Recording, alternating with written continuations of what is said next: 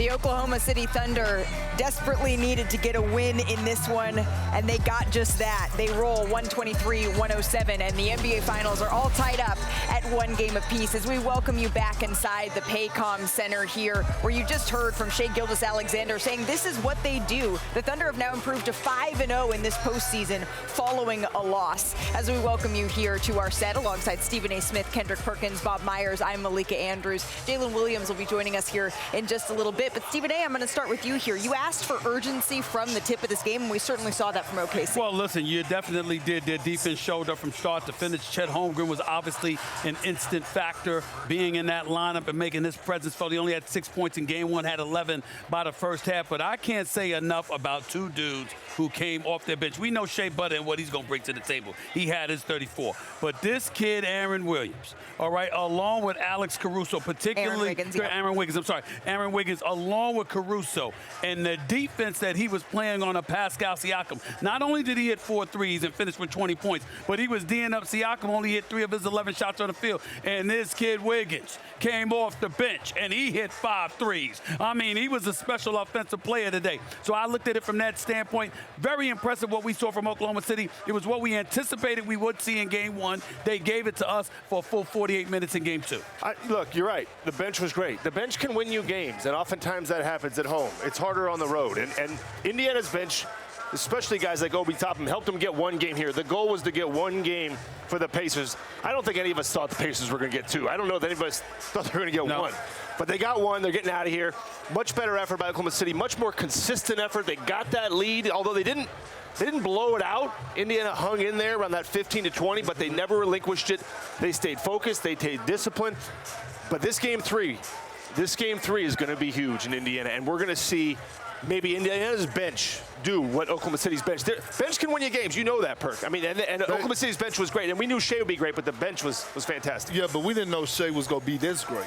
Like, the 34 points, we know that he could put the ball in the basket, but it was the other areas. You know, we talked about him in game one being searched out in the fourth quarter defensively for those crucial baskets we on him. Tonight, he broke it down and had stops. He had 4 steals tonight. So he was active defensively. And then when you talk about the level of growth of SGA, you talk about areas of being able to go out there and get your 34 on 50% shooting and getting 8 assists. So that means that you're getting yours and making guys around you better. This 34 felt very different than his 38 last game because so many of his teammates were involved. Well, they were more involved because you got to remember, coming into the game, in game one, they passed the ball about 207 times. That was the number. That was the least amount of ball distribution that we saw from them or anybody for that matter this postseason and this regular season. So they knew they had to get others involved. They had more assists in the first half than they did for the entire of game one. But Shai Gilgeous-Alexander just looks out there. Just look at him, Malika. He just looks like he can do what he wants to do when he wants to do it. Not pressed at all. It looks like he's barely breaking a sweat most of the time. That's how Perkins looked when he played. That's a lie. He breaks That's a a sweat lie. now on set with us. That's He a does lie. just a little bit. That's all right. That's why we got the fan set up for you. He got the fan in the press box. It's warm in here. It's hot. Give it up for Perk. I'm glad that you're taking care of it with your fan, Perk. But the 48 hours, I want to ask Jadam about this when he joins us. The 48 hours between sort of a gut-wrenching finish like we saw in game one, trying to turn the page, this game could have gone either way, right? We saw, again, the intention from Oklahoma City from the jump, but really that's something that they had to prepare for. Absolutely, because you go into a dark space. Like, after you drop a game like you did in game one at the crib, you don't want to be bothered, right? And SGA talked about it. We're going to watch film, and then I'm going to let it go, but I'm going to be prepared for the next game, and we're going to be prepared for the next game. Let me tell you how I knew they was locked in. You know what I mean? I've been on my, like, FBI type stuff. Oh, my gosh. So I'm staying in the hotel with everybody, the Pacers and everybody. You know who else was staying at the hotel I'm staying at? The parents of the Oklahoma City Thunder. And I've been seeing them. So that tells me that these guys have been locked in, because when you're locked in, hold on. Wait a second. No. I'm trying to follow. I really am. We're hanging in. If you relax and listen to a champion, then you'll know a guy who played. You don't want to be around people. I see. You don't want to be around people. You don't want to have a house full of people. You want to be to yourself, locked in with limiting distraction. I don't want a house house full of people while I'm going through the trenches and I have to stay even kill. That's what I'm explaining. Nobody's challenging your knowledge. We're just saying it's ABC television. You got to be quick. But that's all we saying. That's all we just said. That's all we just said. That's all we said. That's all we said. But in the end, by the way, we're not going to have a post-game show tonight and not bring up Tyrese Haliburton.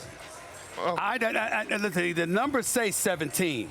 When the game counted, the man had 5. 5. He was a complete non-factor and no-show for the first 40 minutes of this game. He had 12 in the fourth quarter. I mean, he had 4. But it is what it is. The amazing thing, you're right. The amazing thing is, in 2 games, he's scored 31 points in 2 games. So was that like 15 and a half? Is that right? My 15 and a half points a game. Is that right? For a guy that we're talking, that's surprising they get out of here with a win, to be honest. Because Haliburton hasn't been great in losses.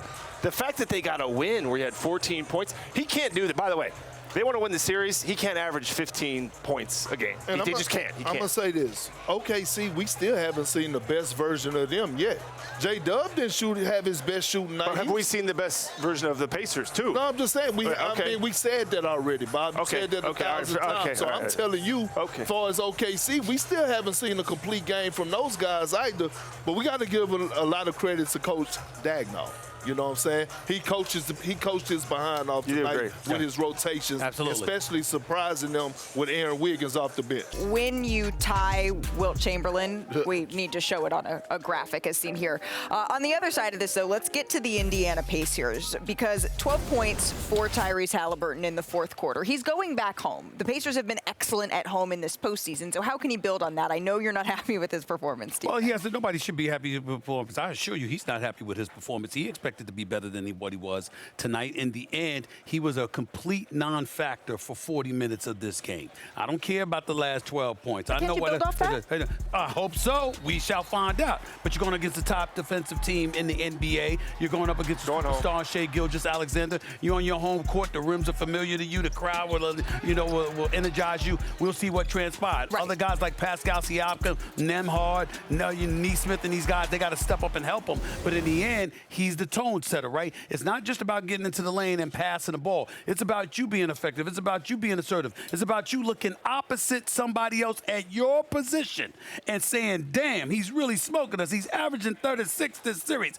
I might need to do a little something more than I'm doing in order for us to really take control of this series. That's what I'm talking about. So, go ahead. I was just going to say, but now they're going home. Right? I won't interrupt you. I'll interrupt those guys, but I'll let you go. That's really kind. I'm curious, though. You're going home, right? I mean, you kind of just have to but that's okay. The Indiana Pacers are going home, right? They're all tied up at 1 game apiece. And I asked Miles Turner about this. How do you guard yourself from saying, okay, we did our job on the road? Because Game 3, as you said, is a huge indicator of the way this series could swing. I thought Indiana showed up. I thought they competed. I mean, they didn't play their best game, but I didn't see a team that said we're happy with a win. Oklahoma City came out and said we're not letting you win 2 games here, and that's what I saw. But here's the question about Haliburton, Stephen A. or Perk. Look, they got a game and he hasn't played that well. That's the truth. He made a tremendous shot. That's what I'd say Haliburton has done so far. Yeah, you could say he made an unbelievable shot, and that is of the highest value. That's why he's getting a ton of praise. And he deserves it. He's made a lot of shots in the playoffs. But he hasn't managed a win yet in this series. Question is, they're going to go back home. Are we going to see one of those signature Haliburton 30 and 15 and 10? He's capable of one of those. I think we're going to see at least one. Can he do that 2 more times and then somehow they find another way? I think at home we're going to see a real big Haliburton game. He hasn't had one yet. I don't believe he can, to be honest with you. I mean, we have to think of who we are talking about right now. We're talking about one of the best defensive teams in NBA history. We're talking about a team that just made the best player in the world, Nikola Jokic, have the worst series of his career. He still had a couple good games. He had 2 out of 7. And then we just watched him shut down Anthony Edwards. And these are guys that are known as elite scorers. Tyrese Haliburton is not known for elite scorer. He only averaged 18 points in this playoff playoffs. And when you have guys like Alex Caruso and Luke Dorsey, Casey Wallace, all these guys are being thrown at you, I don't know if he's capable of having one of those monster scoring nights. Well, game 3, we're rolling to Indianapolis. It's Wednesday at 8:30 p.m. Eastern. We'll get your coverage started at 8 o'clock with NBA Countdown. Remember, the winner of game 3 in an NBA Finals tied at 1 game apiece goes on to win the title 80% of the time. That's going to do it for us from Oklahoma City. On behalf of Stephen A. Smith, Kendrick Perkins, Bob Myers, and our entire crew, I'm Malika Andrews saying good night from the Paycom Center.